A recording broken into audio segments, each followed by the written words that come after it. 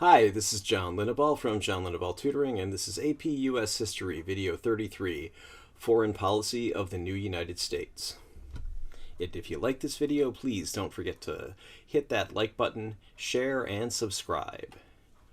Foreign policy challenges for the new United States. The U.S. faced several different foreign policy problems in its early years. The continued presence of European powers in North America meant the U.S. government had to guard its borders, which were along here. More than half the land that is now the lower 48 states, which would be this whole thing in the map, right here, obviously not Hawaii or Russia, Hawaii or Alaska, but Alaska was actually owned by Russia then. So anyway, this here was controlled either by Spain, France. This would later be controlled by Spain for a little while before the U.S. got it in Louisiana Purchase, but anyway. It's controlled by Spain, France, or the United Kingdom. So, war and other conflicts between European powers made it difficult for the U.S. to trade with Europe without being entangled in Europe's political or military conflicts. Native Americans in Great Britain. U.S. citizens were angry with Britain because the U.K. appeared to act to block westward migration. The U.K. had a thriving fur trade with tribes north of the Ohio River. The British also armed the Shawnee, Miami, and Delaware tribes with firearms, that means guns, that could be used to resist migration into Native American territory. The British refused to abandon their claims to Western lands until war debts were paid by the United States. The United States ambassador to the UK tried to negotiate with the British, but the negotiations went nowhere. Spanish competition for land. After the Treaty of Paris in 1783, which ended the Revolutionary War, the U.S. still had territorial disputes with Spain. While the Treaty of Paris stipulated Spanish Florida was the southern U.S. border, earlier treaties between Britain and the Spanish were unclear about the borders of the British and Spanish colonies, so Spain laid claim to portions of land that are now parts of present-day Alabama and Mississippi. Spain also attempted to limit U.S. shipping on the Mississippi River, although undisputed U.S. territory was actually on that river. That is, they were right next to the river, or they were riparian. There's a word for you, riparian. Anyway, so, Pinckney's Treaty. The U.S. and Spain were able to resolve those differences. Thomas Pinckney from the U.S. and Don Manuel de Godoy from Spain negotiated Pinckney's Treaty, which was signed in 1795 and ratified in 1796.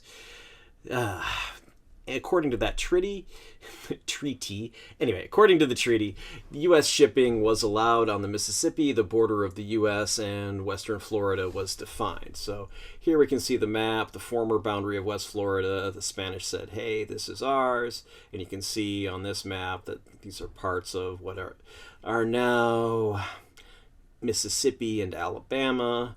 So a lot of that was ceded by the Spanish in 1795 in this treaty. Notice they still took quite a bit of land here. So we have West Florida, East Florida, etc.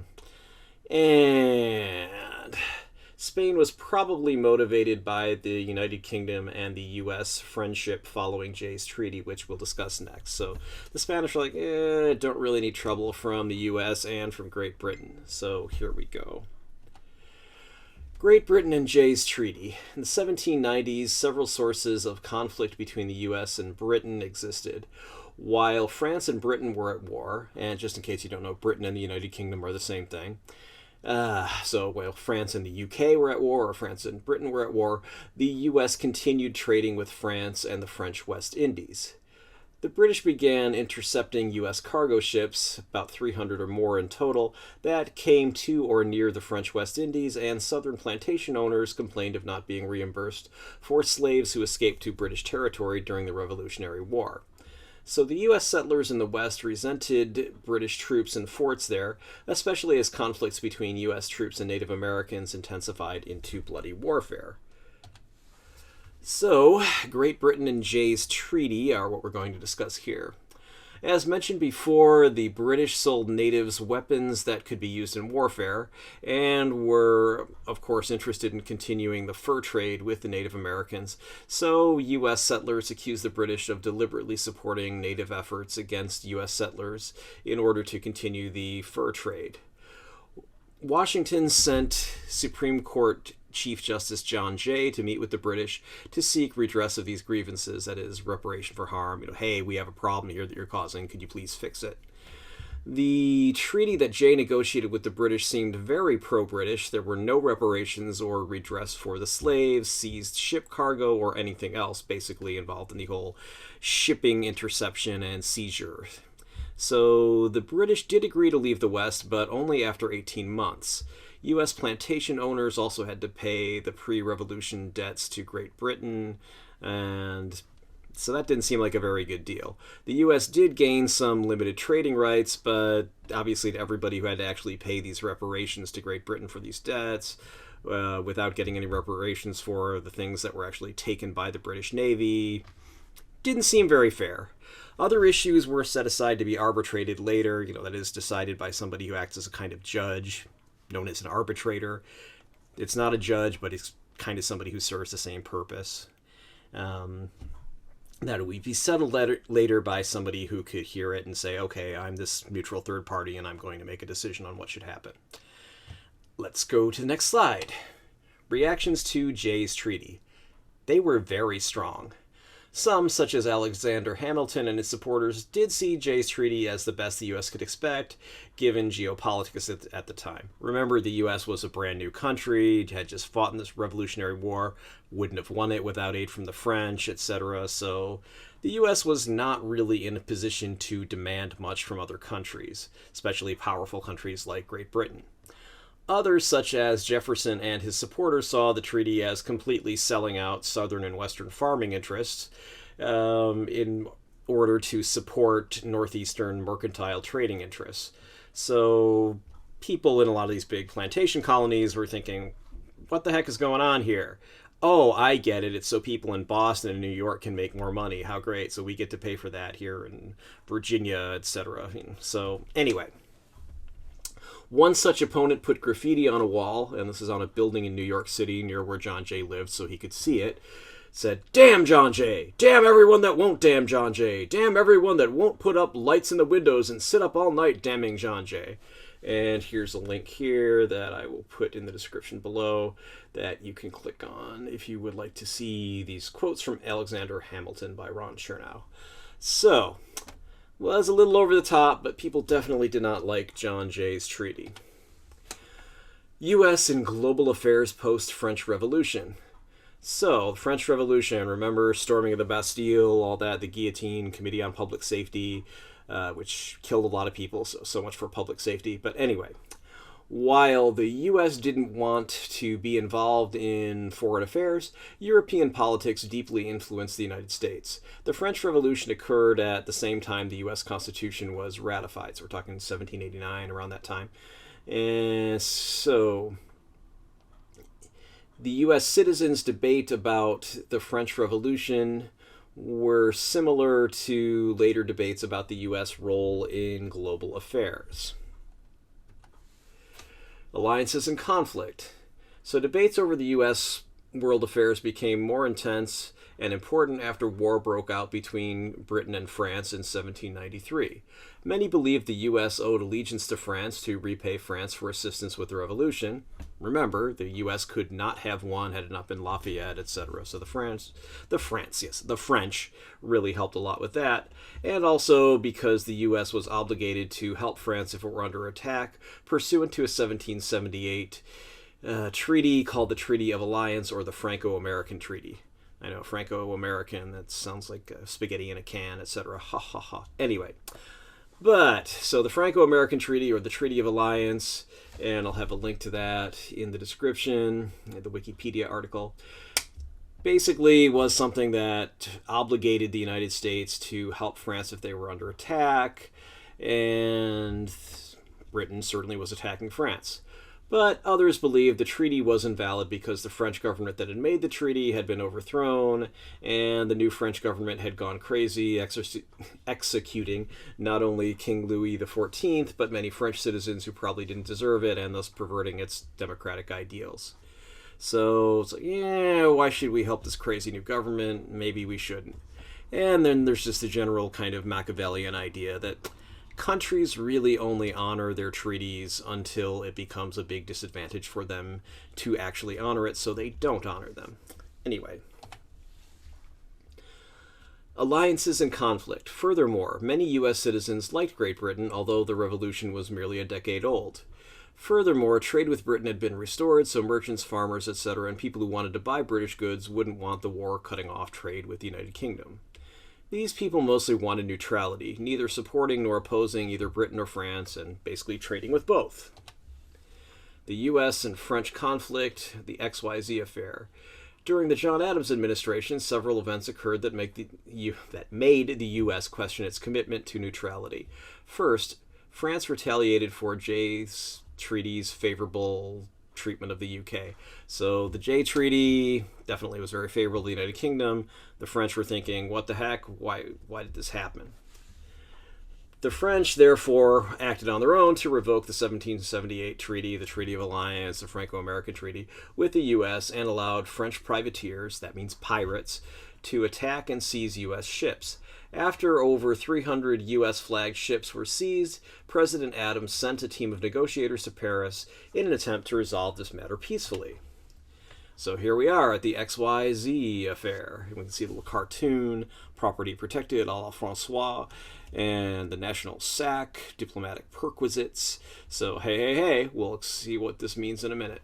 The negotiators were not allowed to speak to French Foreign Minister Charles Talleyrand until they agreed to pay $250,000. Remember, we're talking late 1700s dollars, so that was worth a lot more than $1 today, and promise a $12 million loan to France, which, again, that's an unbelievable amount of money today, which was an extortionate demand by 3 French agents only known as X, Y, and Z. This scandal was obviously very scandalous, and yes, scandals are scandalous. Anyway, it was a huge deal in the American papers and was called the XYZ Affair. The delegation left without actually meeting Talleyrand. And I have a link to the XYZ Affair Wikipedia article. Okay, having a little trouble talking today. Sorry about that. Anyway, obviously, President Adams was annoyed when he learned of the XYZ Affair, as was Congress and the American public. While this was common practice under this French regime, that you had to bribe officials like Talleyrand to meet with them, the U.S. refused to pay to play. So Congress did agree to pay to fund naval action against French ships in what became known as the Quasi-War. However, America was divided over this action, just like pretty much every war since the Revolutionary War, and even the Revolutionary War, not everyone supported. So wars always very divisive in the U.S. and hopefully in most countries. It's 1790s, George Washington and neutrality.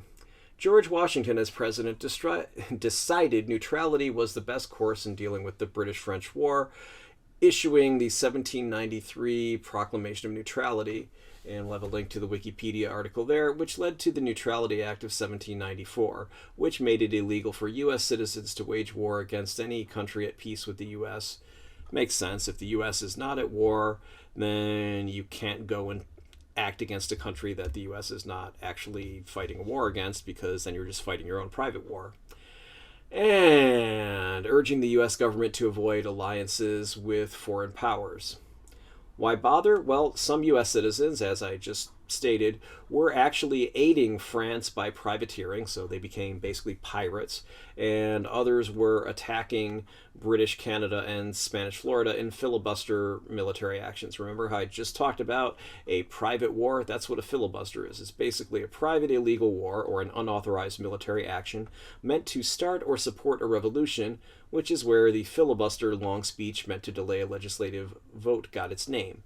Had to look that up when I saw this filibuster military action, and that's what it is the reason the filibuster, where somebody starts reading the phone book while they're giving a speech to delay, or hopefully just delay forever, permanently stop a vote on an act they don't want to pass.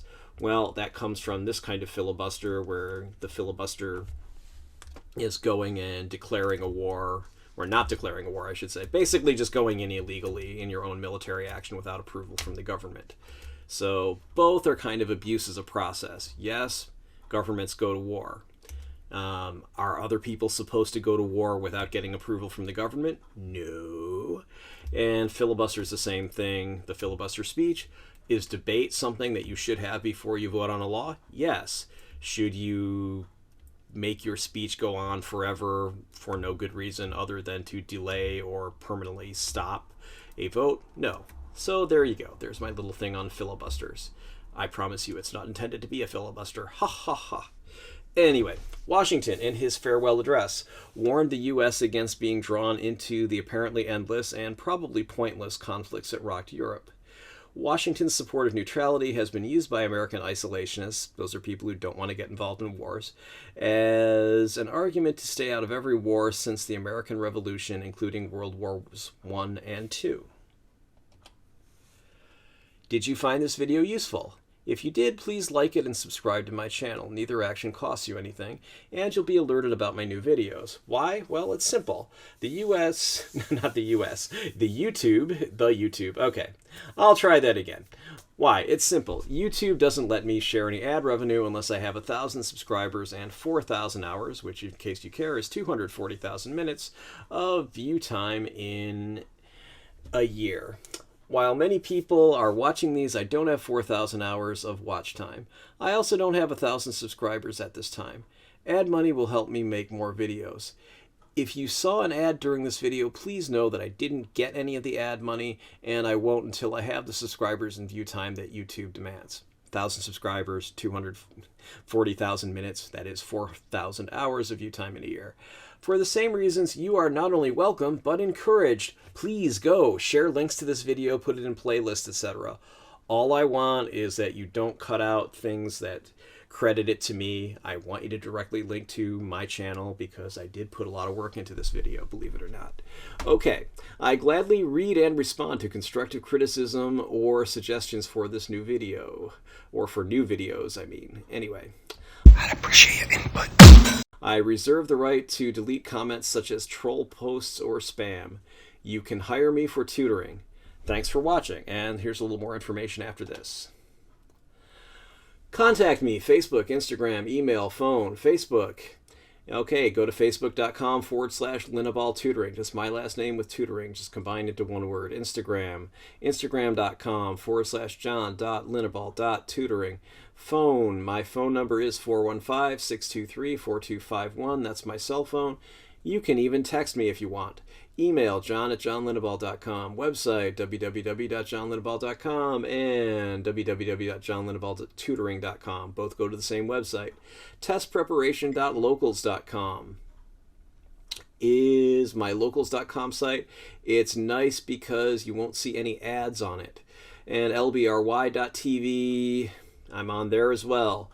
So it's just at John Linabal Tutoring, just my name and tutoring all combined into one word. And if you want to actually mail me physical postal mail, you can just send it to John Linabal Tutoring at 1859 Powell Street, number 109, San Francisco, California, 94133.